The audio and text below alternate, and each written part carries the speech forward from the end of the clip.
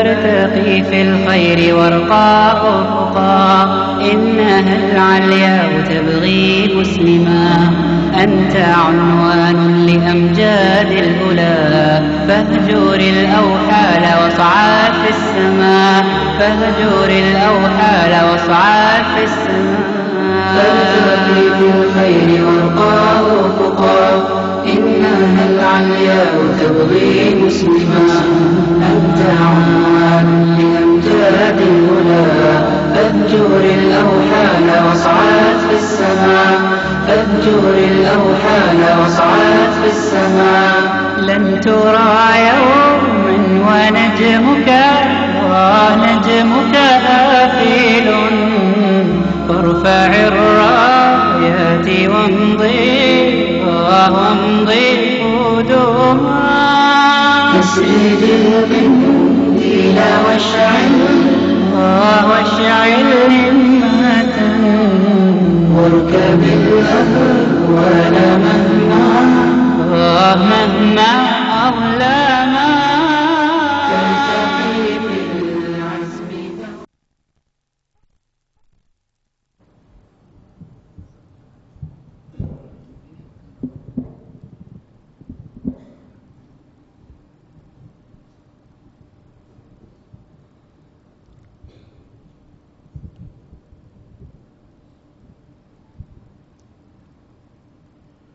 السلام عليكم ورحمة الله وبركاته. الحمد لله رب العالمين، نحمده ونستعينه ونستغفره ونؤمن به ونتوكل عليه، ونعوذ بالله من شرور أنفسنا ومن سيئات أعمالنا. من يهده الله فلا مضل له، ومن يضلل فلا هادي له. وأشهد أن لا إله إلا الله وحده لا شريك له، وأشهد أن محمدًا عبده ورسوله، أرسله بالهدى ودين الحق ليظهره على الدين كله ولو كره المشركون. اللهم صل على محمد وعلى آل محمد كما صليت على إبراهيم وعلى آل إبراهيم إنك حميد مجيد. اللهم بارك على محمد وعلى آل محمد كما باركت على إبراهيم وعلى آل إبراهيم إنك حميد مجيد. أما بعد، فإن خير الكلام كلام الله، وخير الهدي هدي محمد صلى الله عليه وسلم، وشر الأمور محدثاتها، وكل محدثة بدعة، وكل بدعة ضلالة. يا أيها الذين آمنوا اتقوا الله حق تقاته ولا تموتن إلا وأنتم مسلمون. أعوذ بالله من الشيطان الرجيم.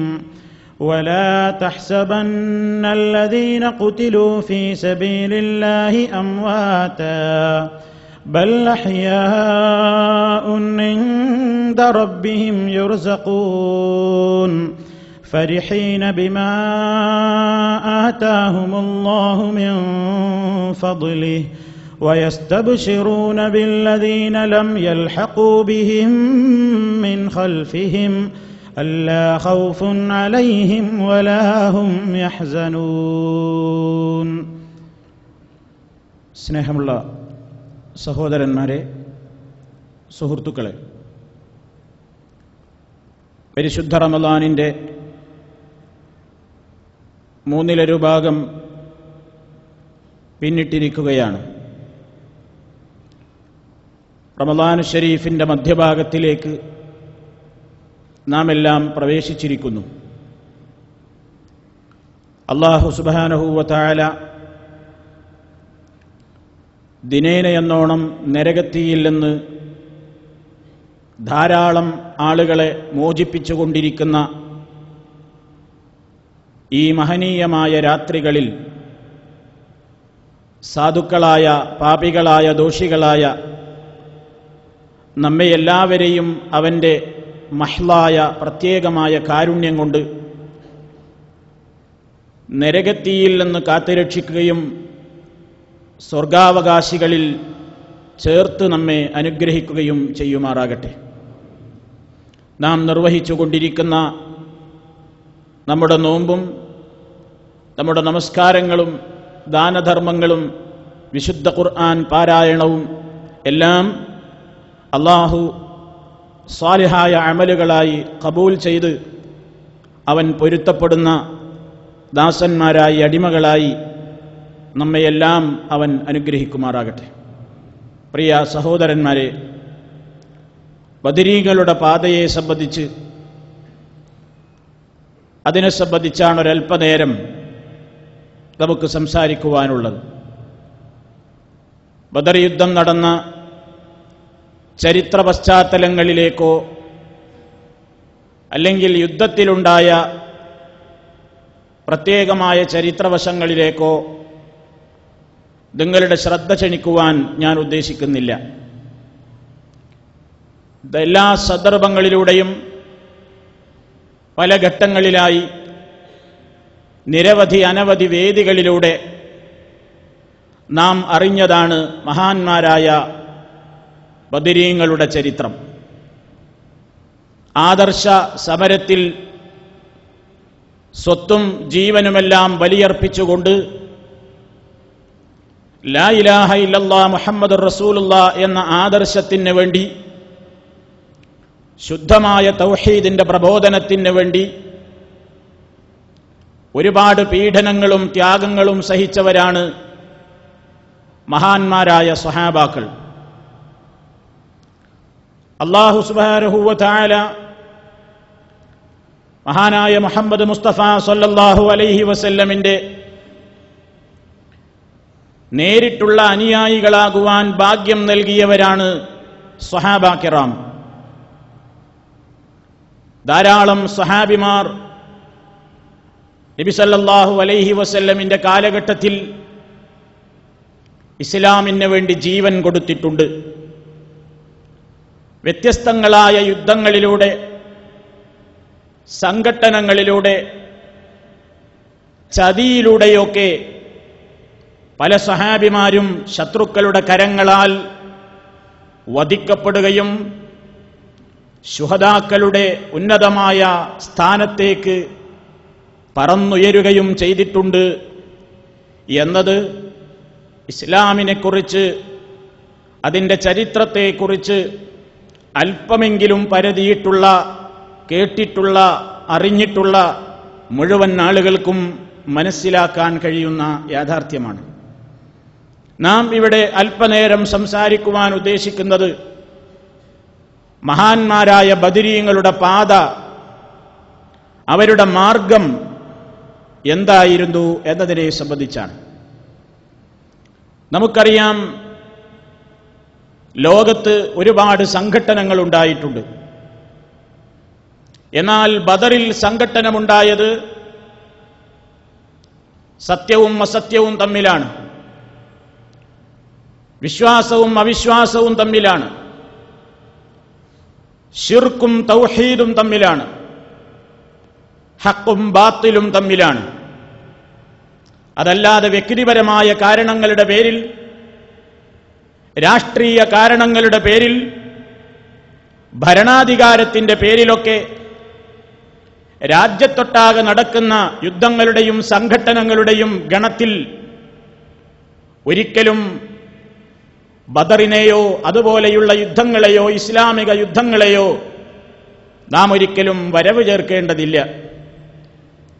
തങ്ങളുടെ ജീവനെയും സ്വത്തിനെയും അല്ലാഹുവിന് വേണ്ടി ബലിയർപ്പിക്കുവാൻ തയ്യാറായ മഹാന്മാരായ സ്വഹാബിമാർ, അവർക്ക് നേതൃത്വം നൽകിക്കൊണ്ട് അവർക്ക് വഴി കാണിച്ച മഹാനായ അഷ്റഫുൽ ഖൽഖ് മുഹമ്മദ് മുസ്തഫ സല്ലല്ലാഹു അലൈഹി വസല്ലം, സ്വഹാബിമാരെ സംബന്ധിച്ച് അല്ലാഹു തആല പറഞ്ഞത് വസ്സാബിഖൂനൽ അവ്വലൂന മിനൽ മുഹാജിരീന വൽ അൻസാരി വല്ലദീന തബഊഹും ബിഇഹ്സാനിൻ റളിയല്ലാഹു അൻഹും വറദൂ അൻഹു. ഇസ്ലാമിലേക്ക് കടന്നു വന്ന മുൻഗാമികളായ ആളുകൾ, അങ്ങനെയെല്ലാം വിട്ടഴിഞ്ഞുകൊണ്ട് മക്കയിൽ നിന്ന് മദീനയിലേക്ക് പോയ ആളുകൾ അങ്ങനെ ഒന്നുമില്ലാതെ വെറും കൈയോടുകൂടി മദീനയിലെത്തിയ പാവങ്ങളായ സഹാബിമാർക്ക് വേണ്ട രൂപത്തിലുള്ള സൗകര്യങ്ങളെല്ലാം തങ്ങളുടേതായ ആവശ്യങ്ങൾ പോലും മാറ്റിവെച്ചുകൊണ്ട് സഹായിച്ച് അവർക്ക് വേണ്ട സൗകര്യങ്ങൾ ഒരുക്കിക്കൊടുത്ത അൻസാറുകൾ, ഇവരൊക്കെ അടങ്ങുന്ന സഹാബിമാരെ സംബന്ധിച്ച് അല്ലാഹു തആല പറയുന്നത് റളിയല്ലാഹു അൻഹും വറദൂ അൻഹു, അല്ലാഹു അവരെ തൃപ്തിപ്പെട്ടിരിക്കുന്നു, അവർ അല്ലാഹുവിനെയും തൃപ്തിപ്പെട്ടിരിക്കുന്നു എന്നാണ്. ആ സഹാബിമാർ എല്ലാവരും ഒരേ മർത്തബയിലുള്ള ഒരേ സ്ഥാനത്തിലുള്ള ആളുകളല്ല. അല്ലാഹുവിന്റെ റസൂലിന്റെ സഹാബിമാരെല്ലാം ഒരേ പദവിയിലുള്ളവരല്ല.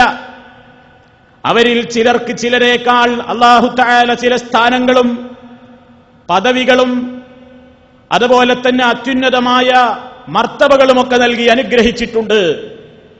സഹാബിമാരുടെ കൂട്ടത്തിൽ ഏറ്റവും പ്രശസ്തരാണ് 4 ഖലീഫമാർ.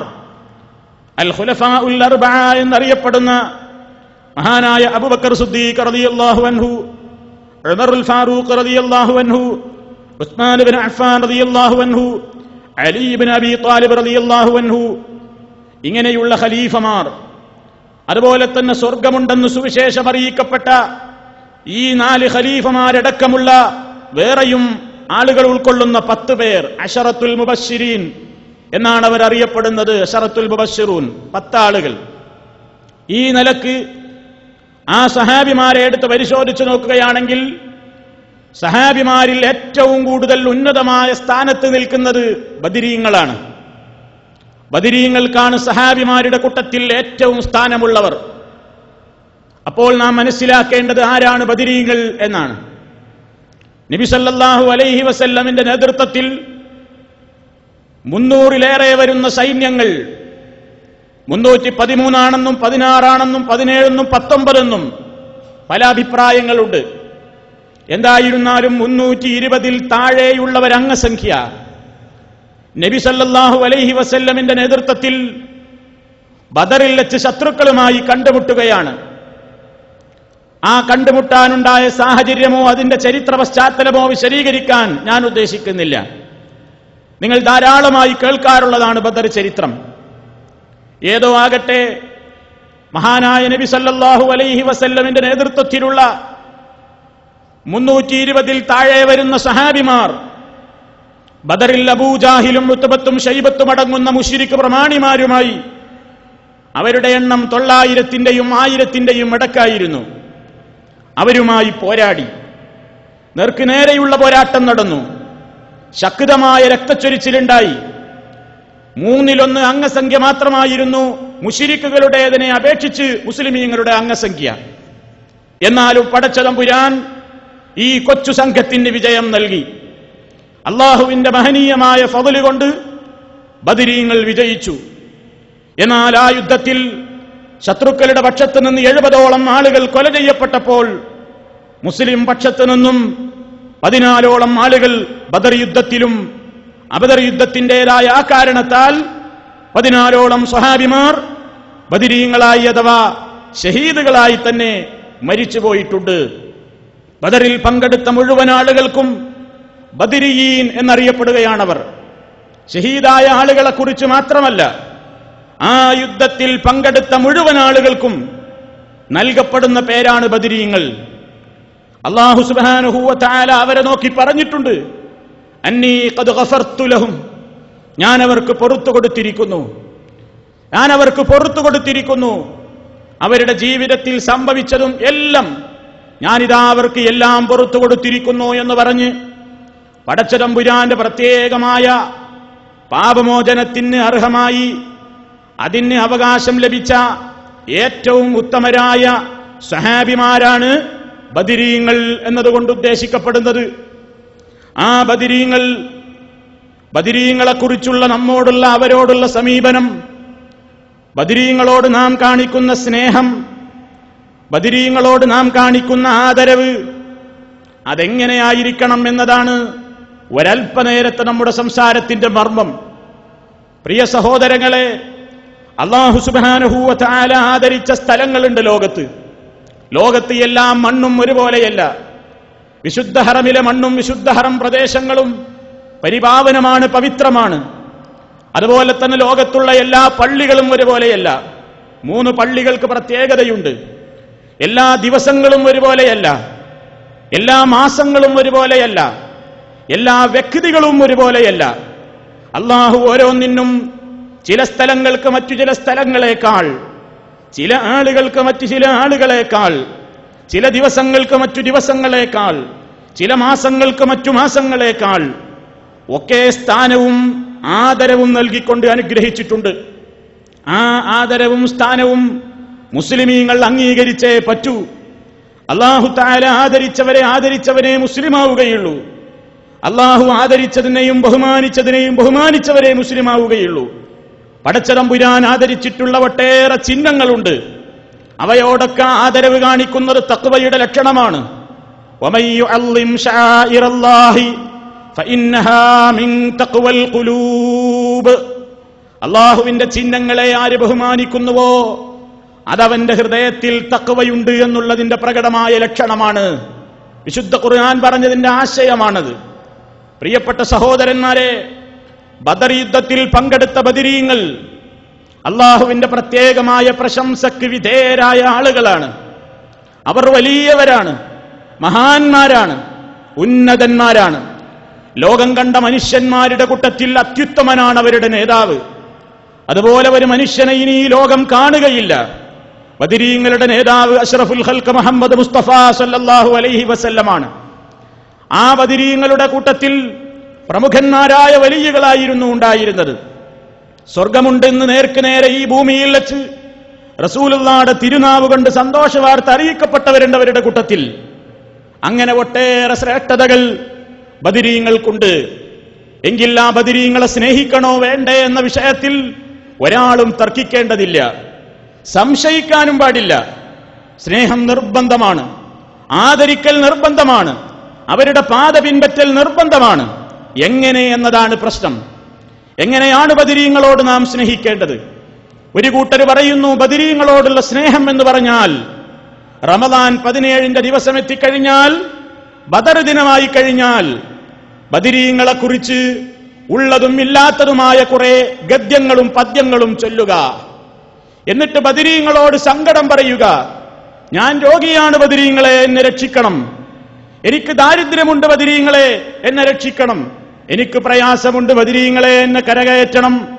എനിക്ക് ബുദ്ധിമുട്ടിലാണ്, ഞാൻ ആപത്തിലാണ്, എന്നെ രക്ഷപ്പെടുത്തണം എന്നിങ്ങനെ തന്റെ ഭൗതികമായ നേട്ടങ്ങൾക്ക് വേണ്ടി യാ അഹ്ല ബദർ ശുഹദാ, അല്ലയോ ബദർ ഷഹീദുകൾ, ആളുകളായ ശുഹദാക്കളെ എന്ന് വിളിച്ചുകൊണ്ട് സങ്കടം പറയണം.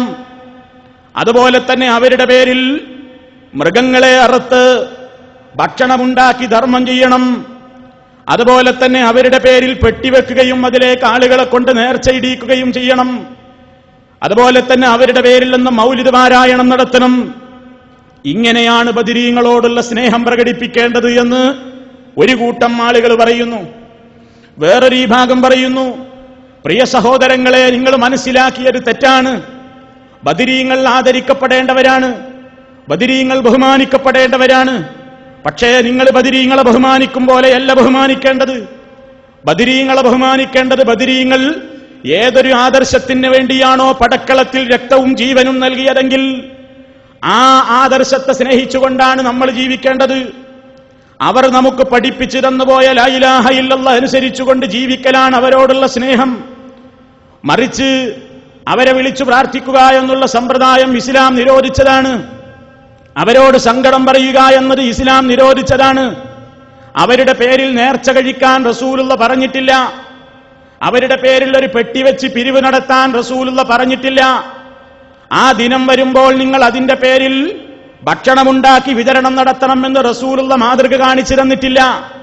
അതുകൊണ്ട് നിങ്ങളുടെ ഈ ആചാരങ്ങൾ, ഈ ബദർ ദിനാചരണം, ശിർക്കടക്കമുള്ള ബിദ്അത്തടക്കമുള്ള കാര്യങ്ങൾ കൂട്ടുചേർന്നിട്ടുള്ള ആ സമ്പ്രദായം ഇസ്ലാമികമല്ല എന്ന് വേറൊരു കൂട്ടരും സ്നേഹബുദ്ധി അവരോട് പറയുന്നു. അപ്പൊ തർക്കമായി. രണ്ടു കൂട്ടരും രണ്ട് വിഭിന്ന വീക്ഷണത്തിലൂടെയാണ് സ്നേഹം കാണിക്കുന്നത്. ഒരു കൂട്ടർ സ്നേഹിക്കാൻ കാണുന്ന ലൈനല്ല മറ്റേ വിഭാഗം സ്നേഹത്തിന്റെ ലൈനായി കാണുന്നത്. ഒരു കൂട്ടർ ആദരിക്കാൻ തെരഞ്ഞെടുത്ത മാർഗമല്ല മറ്റേ വിഭാഗം ആദരിക്കാൻ തെരഞ്ഞെടുത്തത്. എങ്കിൽ പ്രിയപ്പെട്ട സഹോദരങ്ങളെ, ഈ ചുരുങ്ങിയ സമയത്തിനുള്ളിൽ നിങ്ങൾ ചിന്തിക്കേണ്ടത്, നിങ്ങൾ ആലോചിക്കേണ്ടത്, ഈ രണ്ട് ലൈനിൽ, ഈ രണ്ട് വീക്ഷണങ്ങളിൽ, ഈ രണ്ട് രൂപത്തിലുള്ള സ്നേഹപ്രകടനങ്ങളിൽ ഏതാണ് സത്യത്തിന്റെ സ്നേഹപ്രകടനം, ഏതാണ് യഥാർത്ഥത്തിൽ ഹക്കിന്റെ പാത? ഇതാണ് പ്രിയപ്പെട്ടവരെ നമ്മൾ മനസ്സിലാക്കിയിരിക്കേണ്ടത്.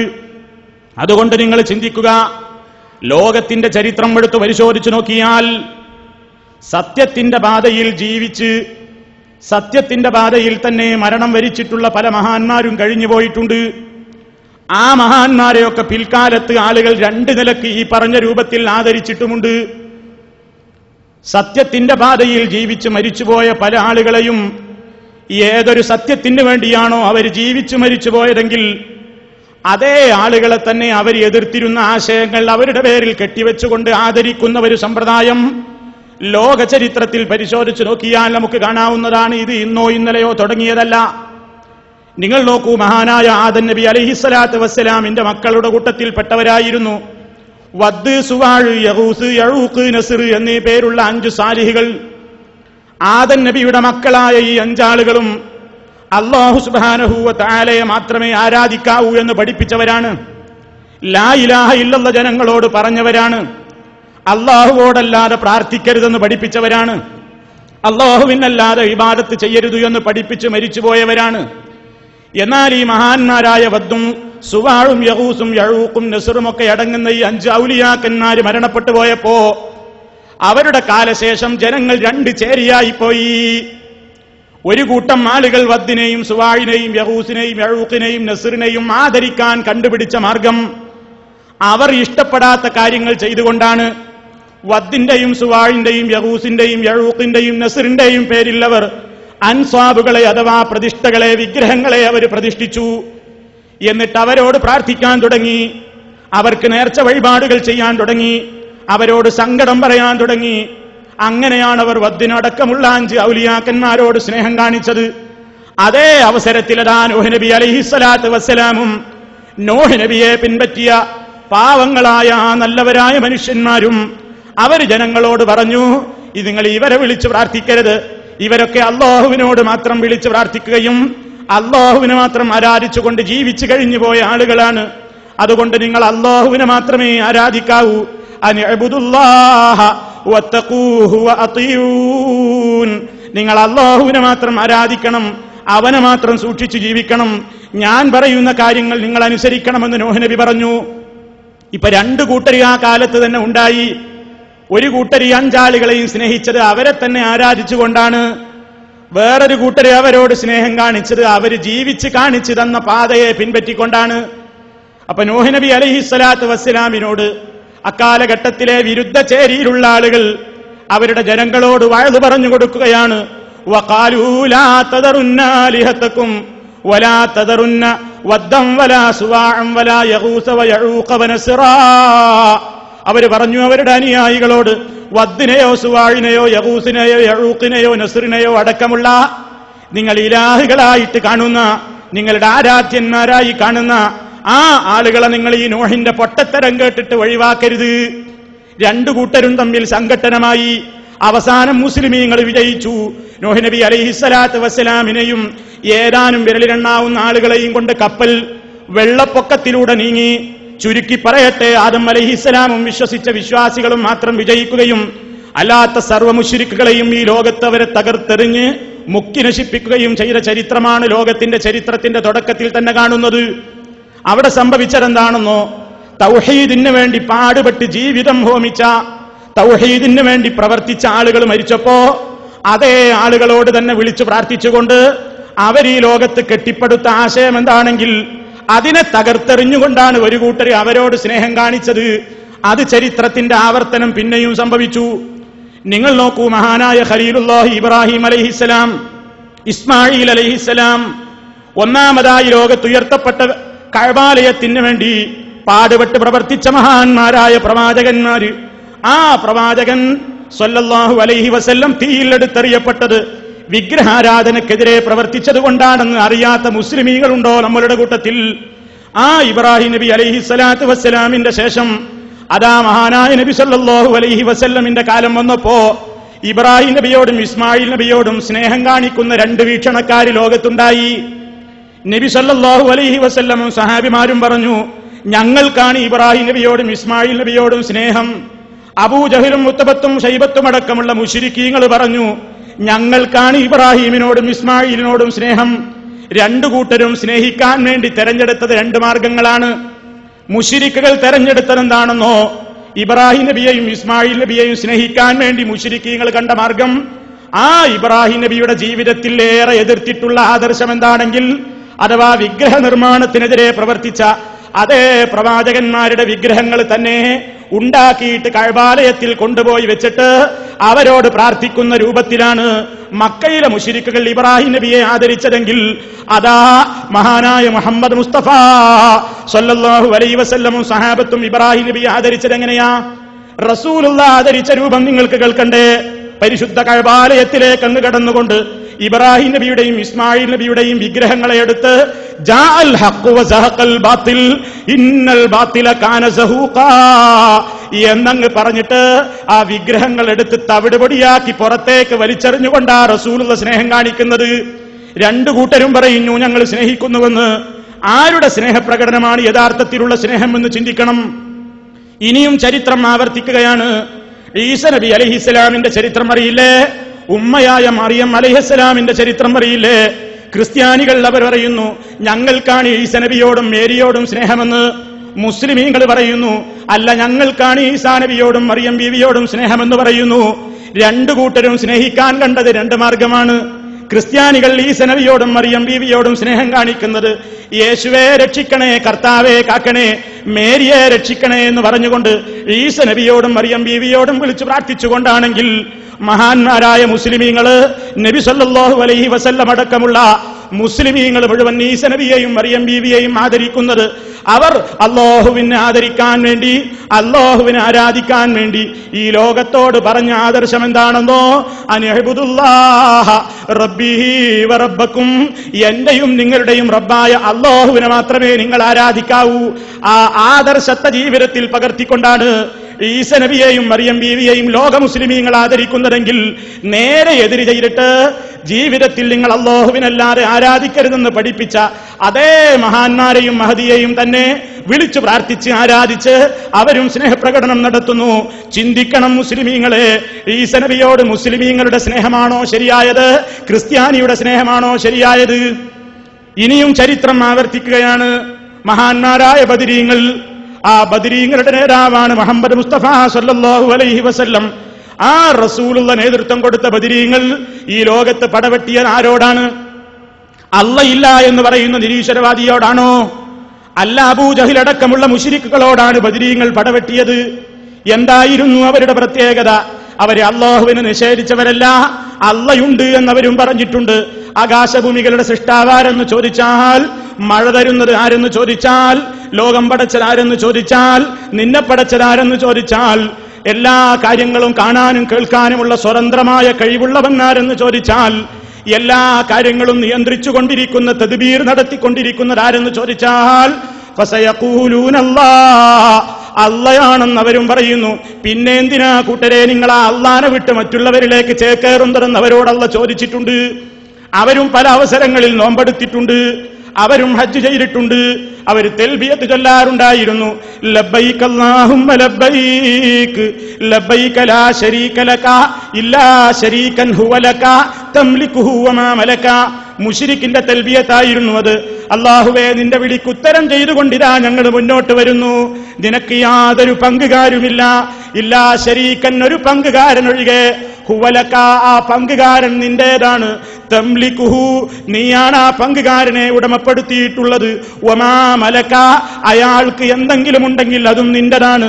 അഥവാ സ്വന്തമായി കാണാനോ കേൾക്കാനോ കഴിവുള്ള ശരീക്കുകളല്ല ഞങ്ങൾക്കുള്ളത്, എല്ലാം നീ കൊടുത്ത കഴിവുള്ള ചില ശരീക്കുകളാണ് ഞങ്ങൾക്കുള്ളത് എന്ന് പറഞ്ഞ മക്കയിലെ മുശ്രിക്കിനോട്, ആ മുശ്രിക്കിനോടാണ് മഹാനായ നബി സല്ലല്ലാഹു അലൈഹി വസല്ലമും സഹാബത്തും ബദറിൽ വെച്ച് രക്തം ചിന്തിയത്, പോരാടിയത്.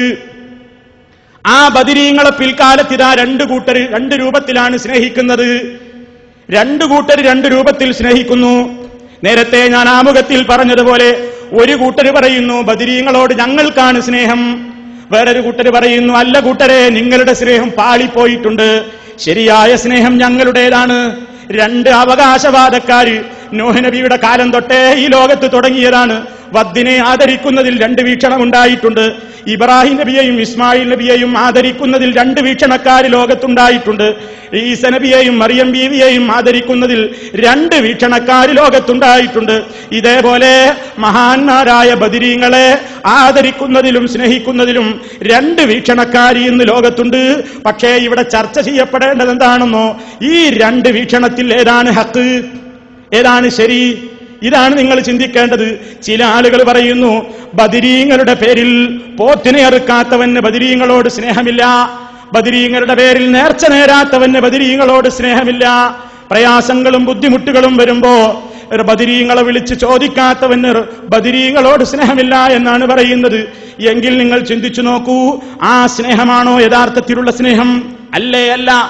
കാരണം ബദരീങ്ങൾ പോരാടിയത് ഈ നിലക്കുള്ള ആദർശമുള്ള ആളുകളോട് തന്നെയാണ്. അള്ളാഹുവിനോടും പ്രാർത്ഥിക്കുന്നു, ലാത്തയോടും പ്രാർത്ഥിക്കുന്നു, ഉസ്സയോടും പ്രാർത്ഥിക്കുന്നു, ഇബ്രാഹിമിനോടും ഈസയോടും ഉസൈറിനോടും മലായിക്കത്തുകളോടും ജിന്നുകളോടുമൊക്കെ പ്രാർത്ഥിച്ചുകൊണ്ടിരുന്ന ആരാധിച്ചുകൊണ്ടിരുന്ന ആളുകളോട് തന്നെയാണ് മഹാനായ നബി സല്ലല്ലാഹു അലൈഹി വസല്ലമും സഹാബിമാരും ബദറിൽ വെച്ച് ഏറ്റുമുട്ടുന്നത്. അതേ നിലക്ക് ജീവൻ കൊടുത്തുകൊണ്ട് മരിച്ചുപോയ ആളുകളെ ഒരു കൂട്ടർ സ്നേഹിക്കുന്നതോ അവരോട് തന്നെ സങ്കടം പറഞ്ഞുകൊണ്ടാണ് പ്രാർത്ഥിച്ചുകൊണ്ടിരിക്കുന്നത്. അവരെ തന്നെ വിളിച്ചു പ്രാർത്ഥിച്ചുകൊണ്ടാണ് കാര്യങ്ങൾ അവരോട് പറഞ്ഞുകൊണ്ടിരിക്കുന്നത്. എന്നിട്ട് പറയുന്നുവെന്ത്, യമൻ ബിഹി ഹല്ലറദാ വമൻ ബിഹമ്മിൻ നകിദാ ഖുൽ നാദിയം മുസ്തൻജിദാ യാ അഹ്ല ബദ്റ ശുഹദാ അൻതും ലനാ ഹിസ്നുൻ ഹസീൻ മിൻ ശർരി ശൈത്താനിൽ ലഈൻ മിൻ കുല്ലി ബൽവാ വസ്സിനീൻ യാ അഹ്ല ബദ്റ ശുഹദാ. റസൂലുള്ളാഹിയുടെ കൂടെ യുദ്ധം ചെയ്തിട്ടുള്ള റസൂലുള്ളാഹിയടക്കമുള്ള ബദരീങ്ങളെ വിളിച്ചുകൊണ്ട് തേടാൻ വേണ്ടി ആ ദിവസത്തിൽ ബദരീങ്ങളെ സ്നേഹിക്കാൻ എന്ന പേരിൽ ചില പാവപ്പെട്ട സഹോദരന്മാരെ കൊണ്ട് ചില പുരോഹിതന്മാർ ചൊല്ലിപ്പിക്കുന്ന അന്തത്തെ മൗലീദിലെ വരിയാ നിങ്ങൾ കേട്ടത്. എന്താണ് അതുകൊണ്ട് പറയുന്നതെന്നോ, ആ ബദർ മൗലീദ് ഉണ്ടാക്കിയ വ്യക്തി ഈദ് പാരായണം ചെയ്യുന്ന ആളുകളോട് പറയുകയാണ്, യമൻ ബിഹി ഹല്ലറദാ, നിനക്ക് വല്ല ആപത്തുകളും നിനക്ക് വല്ല മനക്ലേശങ്ങളും വന്നു കഴിഞ്ഞാൽ ഖുൽ നാദിയൻ മുസ്തൻജിദാ, സഹായം തേടിക്കൊണ്ട് നീ വിളിച്ചോ ബദരീങ്ങളെ എന്ന് നീ വിളിച്ചോ. എന്നിട്ട് നീ അവരോട് പറയണം, അൻതും ലനാ ഹിസ്നുൻ ഹസീൻ മിൻ ശർരി ശൈത്താനിൽ ലഈൻ വകുല്ലി ബൽവാ വസ്സിനീൻ യാ അഹ്ല ബദ്റ ശുഹദാ. അല്ലയോ ബദർ ശുഹദാക്കളെ, നിങ്ങളാണ് ഞങ്ങളുടെ എല്ലാ പ്രശ്നങ്ങൾക്കുമുള്ള ഞങ്ങൾക്ക് പരിഹാരം തരുന്നവർ നിങ്ങളാണ്. ശപിക്കപ്പെട്ട ശൈത്താനിൽ നിന്ന് ഞങ്ങളെ കാക്കുന്നവർ നിങ്ങളാണ്. ഈ എല്ലാ ആപത്തുകളിൽ നിന്നും എല്ലാ വിപത്തുകളിൽ നിന്നും എല്ലാ ദുരിതങ്ങളിൽ നിന്നും ഞങ്ങളെ കാക്കുന്നവർ നിങ്ങളാണ് ബദരീങ്ങളെ എന്ന് വിളിച്ചുകൊണ്ട് മഹാന്മാരായ നബി സല്ലല്ലാഹു അലൈഹി വസല്ലമിന്റെ നേതൃത്വത്തിൽ ബദറിൽ പങ്കെടുത്ത ബദരീങ്ങളെ വിളിച്ചുകൊണ്ട് ചോദിക്കാത്തവൻ സുന്നത്ത് ജമാഅത്തിൽ പെട്ടവനല്ല എന്നും അവന് ബദരീങ്ങളോട് സ്നേഹമില്ല എന്നും അവരോട് ചാർത്തിക്കുന്നത് ശിർക്കെന്ന് പറയുന്നവര് വഴിപിഴച്ചു പോയവരാണെന്നും പറയുന്ന ഒരു കൂട്ടരും ഇവിടെ ബദരീങ്ങളോട് സ്നേഹമുണ്ടെന്നാ പറയുന്നത്. എങ്ങനെ ശരിയാവും പ്രിയപ്പെട്ടവരെ ഇത്? മാത്രമല്ല, അന്ന് ദിവസം പാരായണം ചെയ്യുന്ന ബദർ മൗലീദിൽ ആളുകൾ ബദരീങ്ങളെ സ്നേഹിക്കാൻ എന്ന പേരിൽ ബദരീങ്ങളുടെ മദ്ഹാണെന്ന് പറഞ്ഞുകൊണ്ട് ബദരീങ്ങളുടെ പേരിൽ എന്തൊക്കെ കള്ളക്കഥകളാന്ന് പറഞ്ഞുകൊണ്ടിരിക്കുന്നത്. എന്നിട്ട് തെളിവും പറയുമെന്ത്, നബി സല്ലല്ലാഹു അലൈഹി വസല്ലം പറഞ്ഞിട്ടുണ്ടത്രേ, ബദർ മൗലീദ് ഓതിക്കോ, ബദർ മാല ചൊല്ലിക്കോ എന്ന് നബി സല്ലല്ലാഹു അലൈഹി വസല്ലം സഹാബ കുട്ടികളോട് പറഞ്ഞിട്ടുണ്ട് എന്ന് തെളിവും. ഏതാണ് ആ സംഭവം എന്ന് പ്രിയപ്പെട്ട സുഹൃത്തുക്കളൊന്ന് ചിന്തിക്കണം. മഹാനായ നബി സല്ലല്ലാഹു അലൈഹി വസല്ലം ഒരു കല്യാണ വീട്ടിലേക്ക് കയറി ചെല്ലുകയാണ്. ഒരു കല്യാണ വീട്ടിലേക്ക് കയറി ചെല്ലുമ്പോ അവിടെയുള്ള ചില കൊച്ചു കുട്ടികൾ ഇങ്ങനെ ചില പാട്ടുകൾ പാടിക്കൊണ്ടിരിക്കുന്നുണ്ട്. അവരുടെ പിതാക്കന്മാര് ബദറിൽ പങ്കെടുത്തവരാണ്.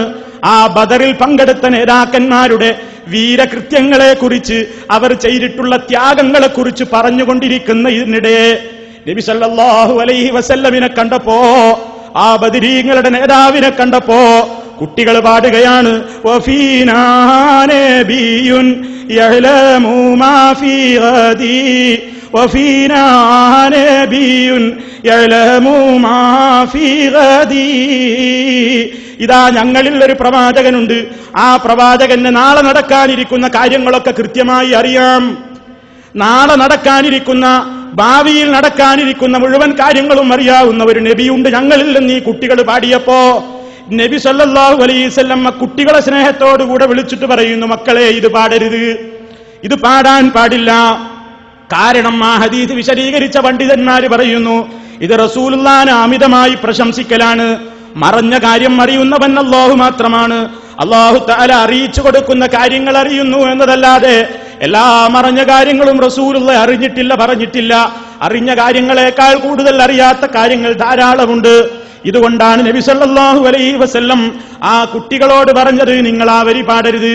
പക്ഷേ പിന്നെ നബി പറഞ്ഞു, നിങ്ങൾ പണ്ട് പാടിയത് പാടിക്കോ, പണ്ട് പാടിയത് പാടിക്കോ എന്ന് നബി പറഞ്ഞില്ലേ? ഏതാണത്? അവർ ബദറിൽ പങ്കെടുത്ത ആളുകളെ കുറിച്ചുള്ള വർണ്ണനകൾ പറയുകയാണ്.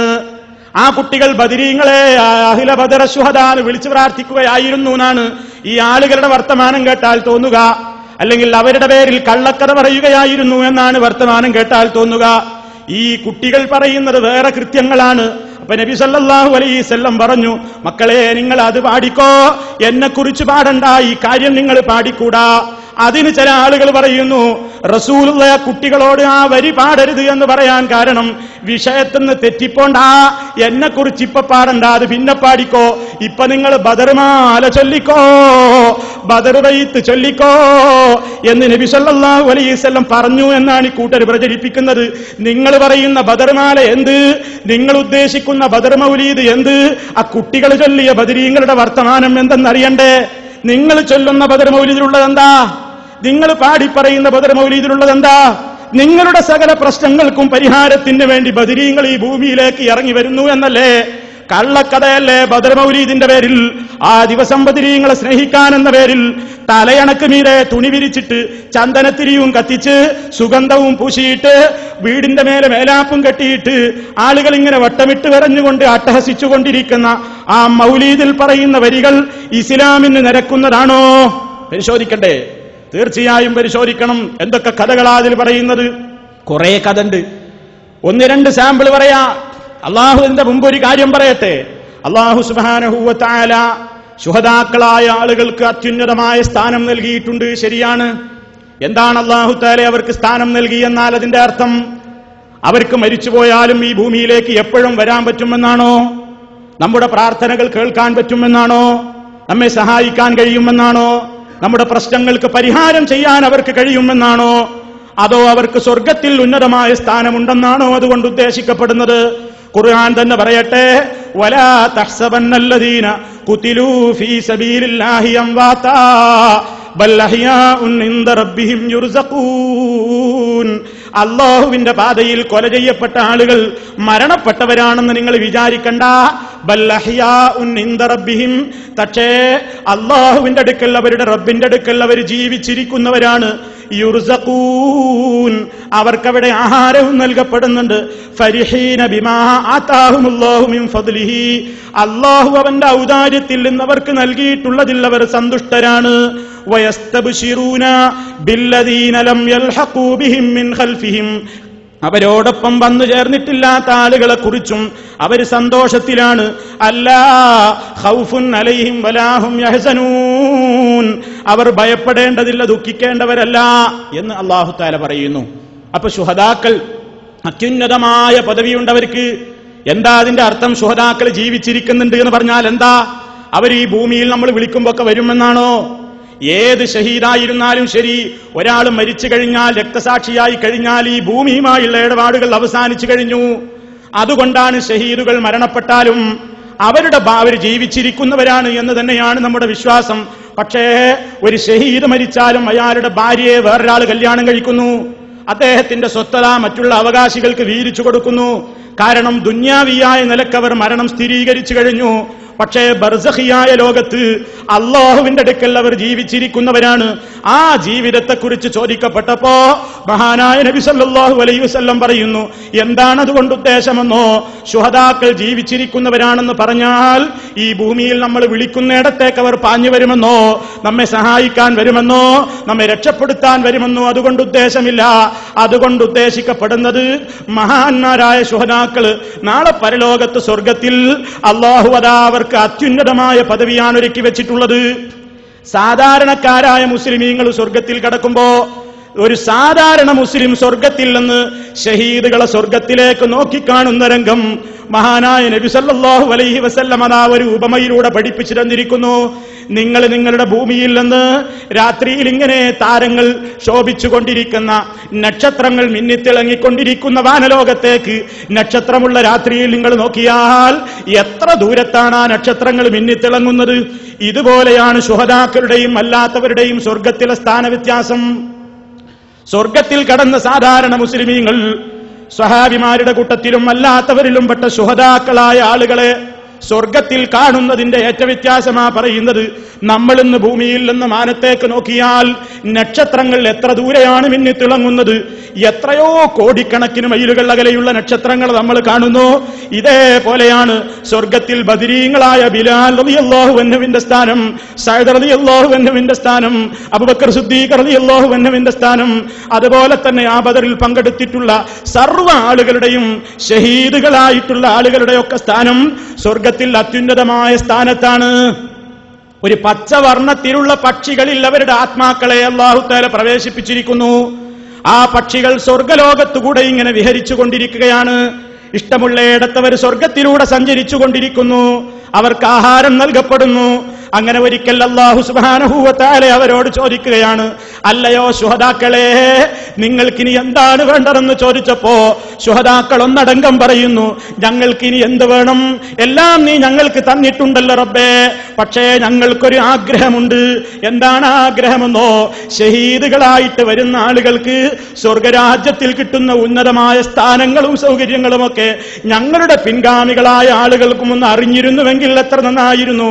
എന്നാൽ അവർ ജിഹാദിന്റെ കാര്യത്തിൽ പിന്തി നിൽക്കുമായിരുന്നില്ല. എന്നാൽ അവർ വലിയ ആവേശം തന്നെ കാണിക്കുമായിരുന്നു.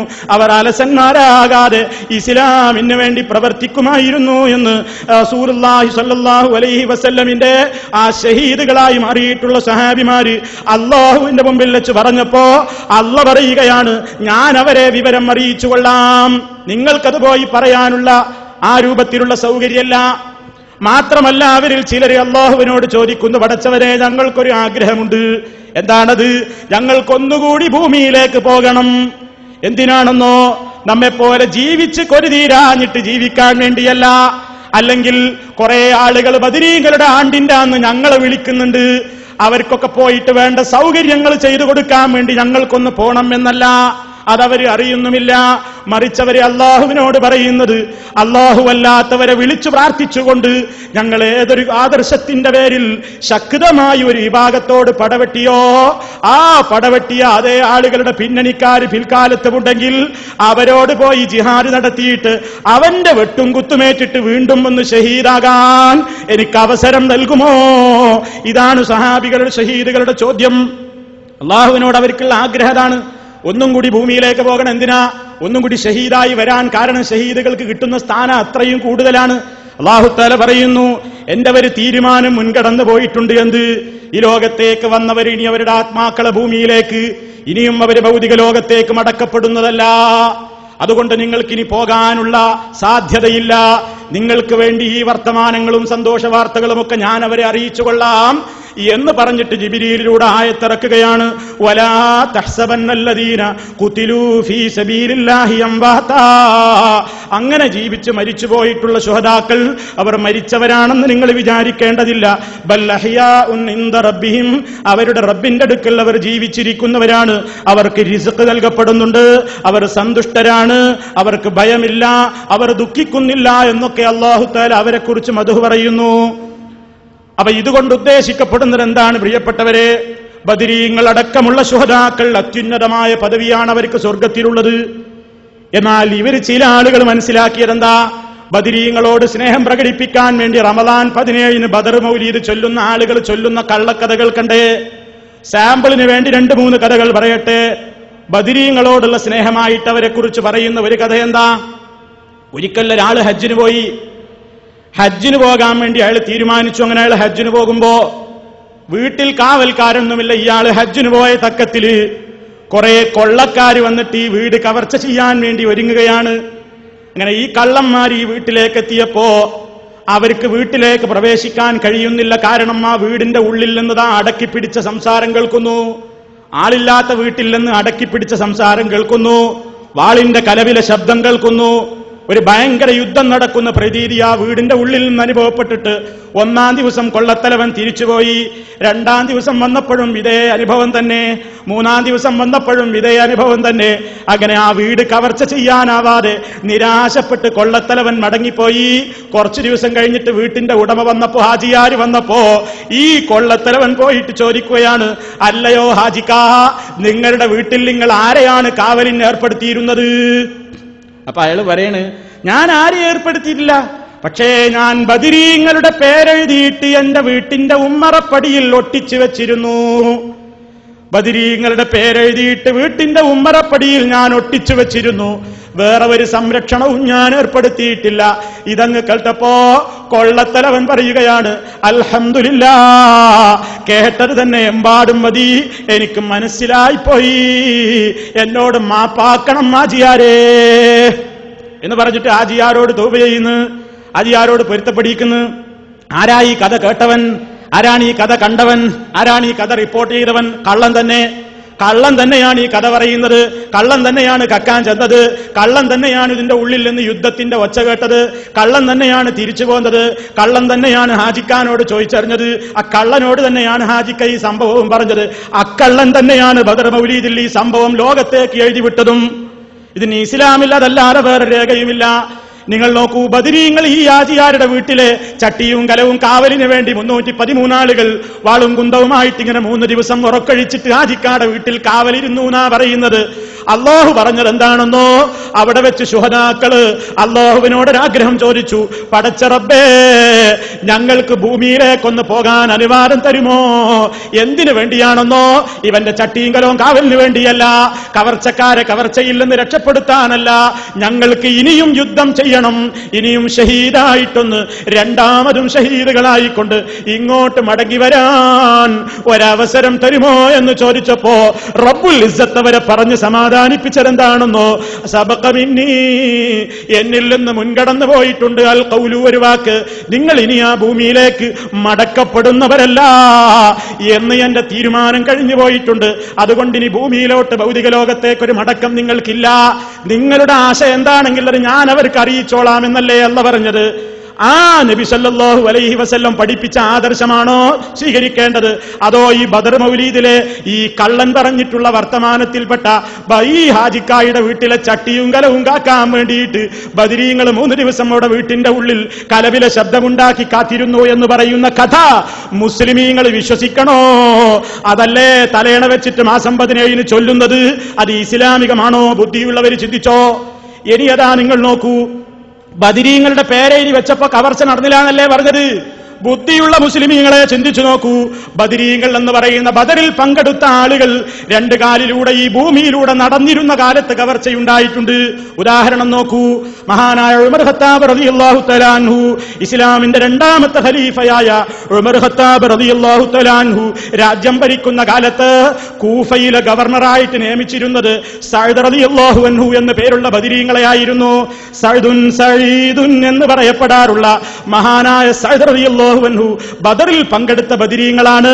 ആ സഅദ് റളിയല്ലാഹു തആല അൻഹുവിനെ കൂഫയിലെ ഗവർണറായി ഉമർ ഖത്താബ് നിയമിച്ചപ്പോ ഒരു ദിവസം അതാ ആ കൂഫയിലെ ഗവർണറായ സഅദ് റളിയല്ലാഹു അൻഹു ഉമറുൽ ഫാറൂഖ് റളിയല്ലാഹു അൻഹുവിന്റെ സന്നിധിയിലേക്ക് ഒരു റിസാല, ഒരു കത്ത് കൊടുത്തയക്കുകയാണ്.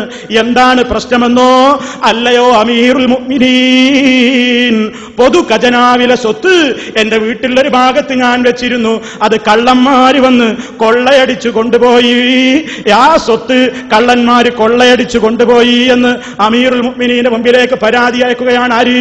ബദരീങ്ങളായ സഅദ് റളിയല്ലാഹു അൻഹു. ആരോടാ പരാതി? ബദരീങ്ങളായ മറ്റൊരു ഉമർ ഖത്താബ് റളിയല്ലാഹു അൻഹു എന്ന് പേരുള്ള മറ്റൊരു ബദരീങ്ങൾക്ക് ആ കത്ത്. ശരിക്കും മനസ്സിലാക്കി വെച്ചോ, ബുദ്ധിയുള്ളവര് ചിന്തിച്ചോ. സഅദ് റളിയല്ലാഹു അൻഹു എന്ന ബദരീങ്ങൾ സൂക്ഷിച്ചു വെച്ചിട്ടുള്ള മുസ്ലിമീങ്ങളുടെ പൊതു ഖജനാവ് സഅദ് റളിയല്ലാഹു അൻഹുവിന്റെ വീട്ടിൽ വെച്ച് കൊള്ളയടിക്കപ്പെടുന്നു. സഅദ് റളിയല്ലാഹു അൻഹു അത് അറിഞ്ഞില്ല. കവർച്ച ചെയ്യപ്പെട്ട വിവരം പിറ്റേ ദിവസം അറിഞ്ഞപ്പോൾ കവർച്ച ചെയ്യപ്പെട്ടു പോയി എന്ന് പറഞ്ഞുകൊണ്ട് അമീറുൽ മുഅ്മിനീനിന് കത്തയക്കുകയാണ്. അപ്പോൾ ഉമർ ഖത്താബ് റളിയല്ലാഹു അൻഹു എന്ന ബദരീങ്ങൾ പരിഹാരം നിർദ്ദേശിച്ചതെന്താ? സഅദേ, ഇനി മുതൽ ബദരീങ്ങളുടെ പേരെഴുതി ഒട്ടിച്ചോ, എന്നാ പിന്നെ കളവ് നടക്കൂല എന്നാണോ പറഞ്ഞത്? അതല്ല, മറിച്ച് ഉമർ ഖത്താബ് റളിയല്ലാഹു തആല അൻഹു പറഞ്ഞതെന്താണെന്നോ, പള്ളിയുടെ ആ പരിസരത്തേക്ക് പൊതുഖജനാവ് മാറ്റിക്കോ. കാരണം പള്ളിയാകും 5 നേരം ആൾപെരുമാറ്റമുണ്ടാകും പള്ളിയിൽ. അതുകൊണ്ട് കൊള്ളക്കാർക്ക് അടുക്കാൻ കഴിയില്ല. അതുകൊണ്ട് ഇപ്പൊ താങ്കളുടെ വീട്ടിൽ സ്ഥാപിച്ചിട്ടുള്ള പൊതുഖജനാവ് മാറ്റിയിട്ട് പള്ളിയിലേക്ക് മാറ്റിക്കോ എന്ന പരിഹാരമാണ് ബദരീങ്ങളായ ഉമർ ഖത്താബ് റളിയല്ലാഹു അൻഹു മറ്റേ ബദരീങ്ങളായ സഅദ് റളിയല്ലാഹു അൻഹുവിന് നിർദ്ദേശിക്കുന്നത്. ഏത് പാതയാ സ്വീകരിക്കേണ്ടത്? ഉമർ ഖത്താബ് തങ്ങൾക്ക് ബദരീങ്ങളോട് സ്നേഹല്ലേ? സഅദ് റളിയല്ലാഹു അൻഹുവിന് ബദരീങ്ങളോട് സ്നേഹല്ലേ? കവർച്ച ചെയ്യപ്പെടുകയാണ് അവർ ജീവിച്ചിരിക്കുമ്പോ തന്നെ. എന്നിട്ടാണ് ഈ ആജിക്കാന്റെ വീട്ടിലെ ചട്ടിയും കലവും കാക്കാൻ വേണ്ടിയിട്ട് ആര് വരുന്നത്? 313 ആൾ വാളും കുന്തോയിട്ട്, അതും 3 ദിവസം ഉറക്കൊഴിച്ച് കാത്തിരിക്കുന്നത്. ഇത് ചൊല്ലുന്ന ബദർ മൗലീദ്, ഈ മൗലീദ് ചൊല്ലിയിട്ടാണോ ബദരീങ്ങളെ സ്നേഹിക്കേണ്ടത്? പ്രിയപ്പെട്ട സഹോദരന്മാരെ, അള്ളവെന്ന ബുദ്ധി കൊണ്ട് ചിന്തിച്ചുകൂടെ? സാധാരണക്കാർക്ക് ആലോചിച്ചുകൂടെ?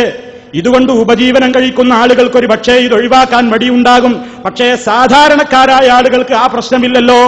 നിങ്ങൾക്ക് നിങ്ങളുടേതായ ജീവിതം ഇതുകൊണ്ടല്ലോ. നിങ്ങളുടെ വിശ്വാസത്തിനല്ലേ നിങ്ങൾ മേന്മ നൽകുന്നത്? നിങ്ങളുടെ അഖീദക്കല്ലേ നിങ്ങൾ പവർ നൽകുന്നത്?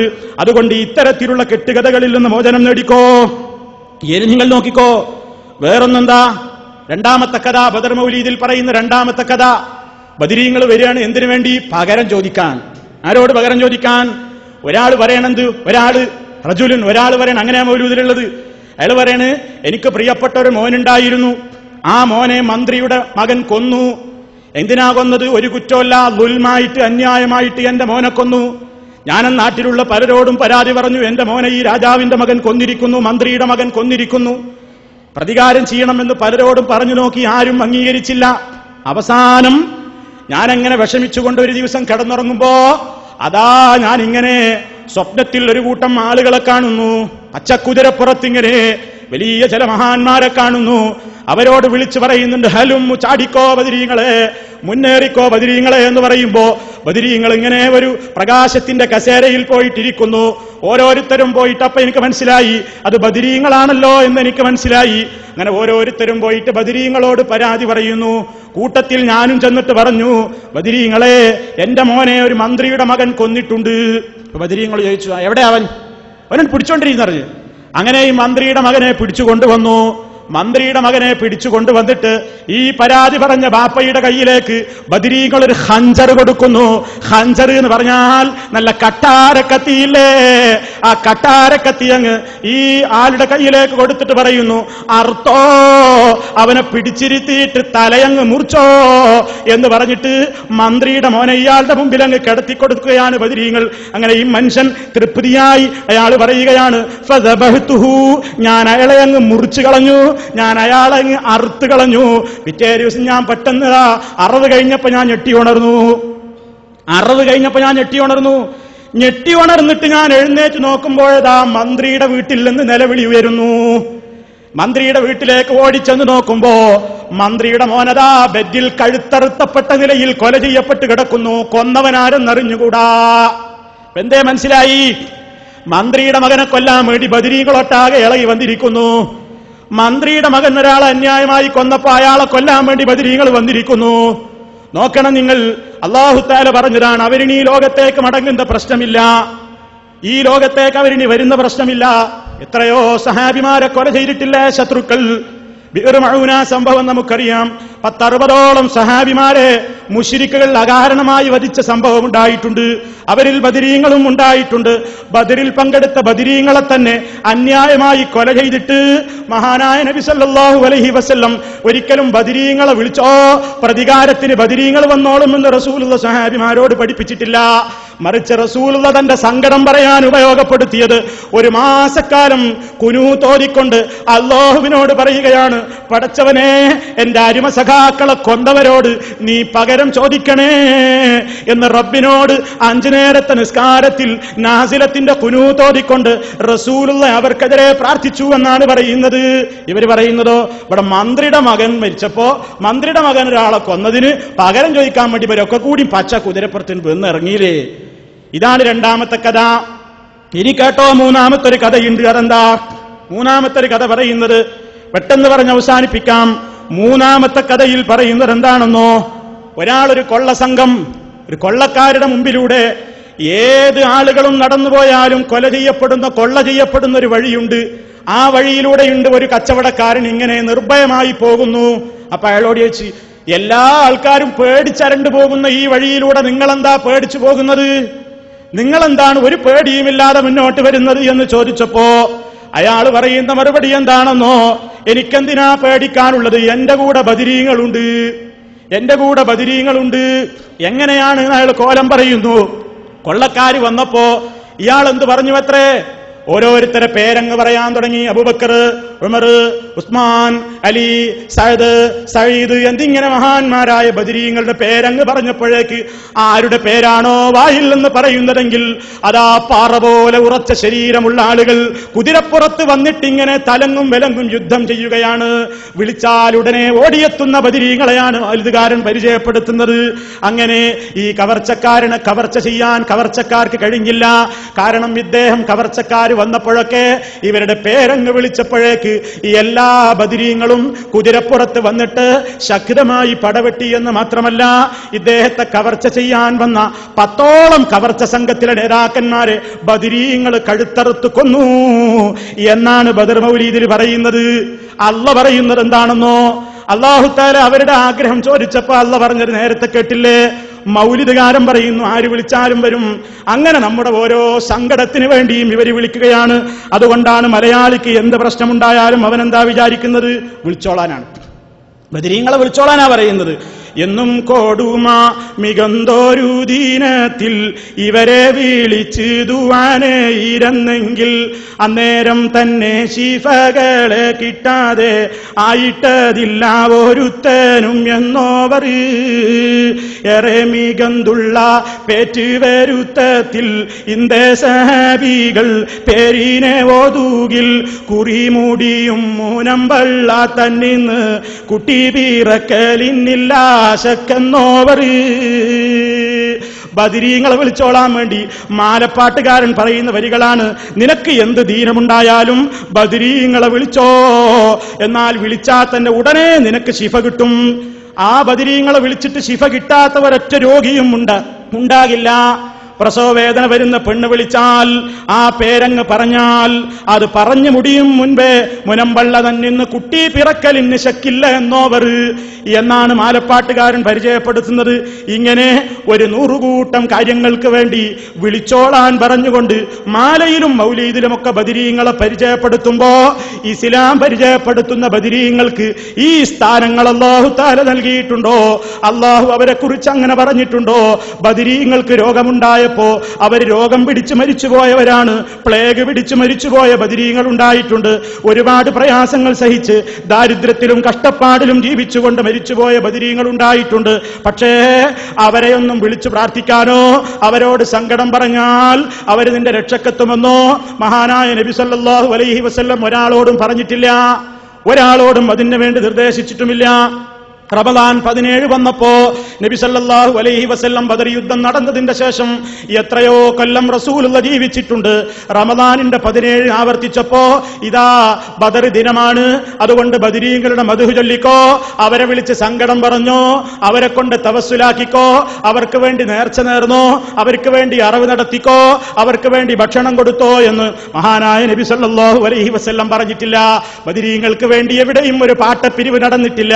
ബദരീ ബദരീങ്ങളുടെ പേരിൽ എവിടെയും ഒരു നേർച്ചക്കുറ്റി സ്ഥാപിച്ചിട്ടില്ല. ഇന്നും മദീനയിൽ ധാരാളം ബദരീങ്ങൾ അന്ത്യവിശ്രമം കൊള്ളുന്നു. മക്കയിലും മദീനയിലുമായിട്ട് അവരുടെ ആരുടെയും ജാറം കെട്ടിപ്പടുക്കപ്പെട്ടിട്ടില്ല. അവിടെ പച്ചപ്പട്ട് വിരിച്ചിട്ടില്ല. അവിടെ വിളക്ക് കത്തിക്കുന്നില്ല.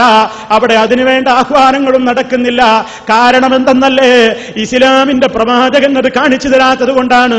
സ്വഹാബിമാരത് മനസ്സിലാക്കിയിട്ടില്ലാത്തത് കൊണ്ടാണ്. നബി സല്ലല്ലാഹു അലൈഹി വസല്ലം അവരോട് അതിന് നിർദ്ദേശിച്ചിട്ടുമില്ല. മറിച്ചാണ് അവരോട് പഠിപ്പിച്ചത്. അതുകൊണ്ട് തന്നെ പ്രിയപ്പെട്ട സഹോദരന്മാരെ, ബദരീങ്ങളുടെ പാത, അതിനെ സ്നേഹിക്കലാണ് യഥാർത്ഥത്തിലുള്ള സ്നേഹം. ബദരീങ്ങളെ നമ്മൾ, അല്ലാഹുവിന്റെ റസൂല് ബദരീങ്ങളെ എങ്ങനെയാണോ സ്നേഹിച്ചത്, ബദരീങ്ങൾ പരസ്പരം എങ്ങനെയാണോ സ്നേഹിച്ചത്, ഷാഫി ഇമാം എങ്ങനെയാണോ സ്നേഹിച്ചത്, ഹംബലി ഇമാം എങ്ങനെയാണോ സ്നേഹിച്ചത്, മാലിക് ഇമാം എങ്ങനെയാണോ സ്നേഹിച്ചത്, ഹനഫി ഇമാം എങ്ങനെയാണോ സ്നേഹിച്ചത്, സഹാബാക്കളും താബീങ്ങളും ഒക്കെ ബദരീങ്ങളോട് എങ്ങനെയാണ് സ്നേഹം കാണിച്ചതെങ്കിൽ അതേ പാത തന്നെ പിന്തുടർന്നോ. അതല്ലാതെ മക്കാ മുശ്രിക്ക് ഇബ്രാഹിം നബിയോട് കാണിച്ച പോലെ, ക്രിസ്ത്യാനി ഈസ നബിയോട് കാണിക്കും പോലെ, പിൽക്കാല മുശ്രിക്കുകൾ വദ്ദിനോട് കാണിച്ചതുപോലെ അത്തരത്തിലുള്ള അനിസ്ലാമികമായ സ്നേഹം കൊണ്ട് രക്ഷയില്ല. നമുക്ക് രക്ഷയുള്ളത് ബദരീങ്ങൾ ഏതൊരു ആദർശത്തിന് വേണ്ടി പോരാടിയോ, ഏതൊരു ആദർശം ഈ ലോകത്തവർ നട്ടു വളർത്തിയോ, എന്തിനു വേണ്ടി അവൻ ജീവൻ നൽകിക്കൊണ്ട് ഈ ലോകത്തോട് വിട പറഞ്ഞുവോ, അതിൽ ലാ ഇലാഹ ഇല്ലല്ലാഹ്, അല്ലാഹു അല്ലാതെ ആരാധനക്കർഹനില്ല. വ അന്നൽ മസാജിദ ലില്ലാഹ് ഫലാ തദ്ഉ മഅല്ലാഹി അഹദാ, പള്ളികൾ അല്ലാഹുവിനുള്ളതാണ്, അവനോടൊപ്പം നിങ്ങൾ ഒരാളെയും വിളിച്ചു പ്രാർത്ഥിക്കരുത്. ആരെ വിളിച്ചു പ്രാർത്ഥിച്ചാലും അവർക്ക് നിങ്ങൾക്ക് ഉത്തരം ചെയ്യാൻ കഴിയില്ല. നിങ്ങൾ വിളിക്കുന്ന വിളി അവർ കേൾക്കുന്നില്ല. കേട്ടാൽ തന്നെ അവർ ഉത്തരം ചെയ്യുന്നില്ല.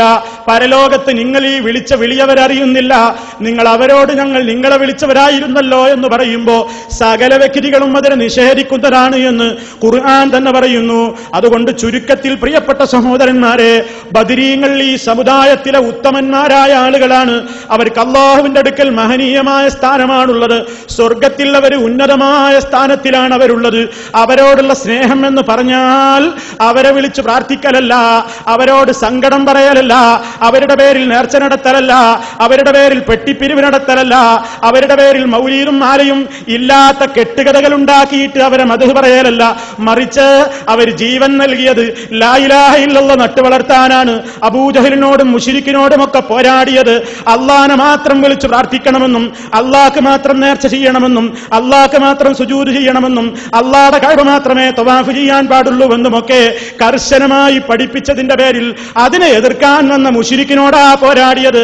അതുകൊണ്ട് ലാ ഇലാഹ ഇല്ലല്ലാഹ്ക്ക് വേണ്ടി ജീവൻ നൽകാൻ, അതിന് വെള്ളവും വെളിച്ചവും പകരാൻ ഈ കാലഘട്ടത്തിലെ മുസ്ലിമീങ്ങൾക്ക് എന്തൊരു മാർഗത്തിലൂടെയാണ് സാധിക്കുകയെങ്കിൽ ആ മാർഗം സ്വീകരിച്ചുകൊണ്ടാണ് ബദരീങ്ങളെ സ്നേഹിക്കേണ്ടത്. അപ്പോഴാണ് ആ സ്നേഹം യഥാർത്ഥത്തിലുള്ള സ്നേഹമാവുക. അതല്ലാത്ത സ്നേഹം കാപട്യമാണ്, അനിസ്ലാമികമാണ്. അതുകൊണ്ട് സഹോദരങ്ങളെ, നാം ബദരീങ്ങളോടുള്ള സ്നേഹം കാണിക്കേണ്ടത് ശരിയായ പാതയിലൂടെയായിരിക്കണം. ഈ നിലക്കൊന്നും പാടില്ല എന്ന് പറയുന്നവരെ പലരും വിമർശിക്കും. ഒരു ബദരീങ്ങളെ പുച്ഛിക്കുക, പരിഹസിക്കുക എന്നൊക്കെ പറയും. പറയുന്നവർ പറയട്ടെ. പക്ഷേ ബദരീങ്ങളെ യഥാർത്ഥത്തിലുള്ള സ്നേഹം നാം കാണിക്കുക, അവർക്ക് വേണ്ടി പ്രാർത്ഥിക്കുക. റളിയല്ലാഹു അൻഹും എന്ന് നമ്മൾ പറയുന്നു. അള്ളാഹു അവരെ തൃപ്തിപ്പെട്ടവരാണ്. നാളെ പരലോകത്ത് നല്ലവരായ സഹാബിമാരുടെ കൂടെ, ബദരീങ്ങളോടുകൂടെ, എല്ലാ സഹാബിമാരുടെയും കൂടെ, അള്ളാഹു ഇഷ്ടപ്പെടുന്ന സർവ്വ സത്യവിശ്വാസികളുടെയും കൂടെ സ്വർഗലോകത്ത് നമുക്കും അള്ളാഹു ഇടം നൽകുമാറാകട്ടെ. നമ്മുടെ ജീവിതത്തിൽ അറിഞ്ഞും അറിയാതെയും സംഭവിച്ചു പോയിട്ടുള്ള സകല തെറ്റുകുറ്റങ്ങളും എല്ലാം അറിയാവുന്ന നാഥൻ പുറത്തു മാപ്പ് നൽകി നമ്മെ അനുഗ്രഹിക്കുമാറാകട്ടെ. ഈ പരിശുദ്ധ റമളാനിൽ ഈ മജ്‌ലിസിൽ വെച്ച് തന്നെ നമ്മുടെ എല്ലാ പാപങ്ങളും അള്ളാഹു തആല പുറത്തു തരികയും നമ്മെ അനുഗ്രഹിക്കുകയും അവൻ ഇഷ്ടപ്പെട്ട അടിമകളുടെ കൂട്ടത്തിൽ ചേർത്ത് തരികയും ചെയ്യുമാറാകട്ടെ.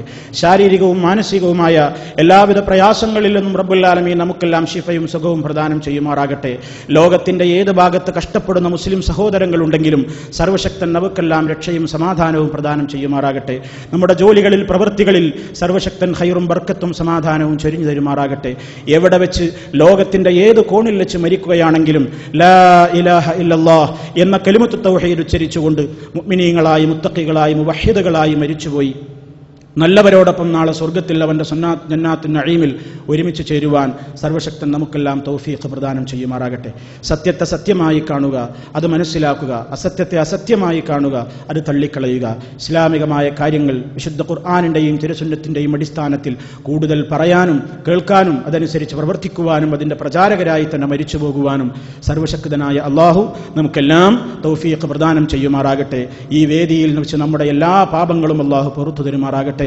اللهم ربنا تقبل منا إنك أنت السميع العليم وتب علينا إنك أنت التواب الرحيم واغفر لنا إنك أنت الغفور الرحيم توفنا مسلمين والحقنا بالصالحين والحمد لله رب العالمين والسلام عليكم ورحمة الله وبركاته.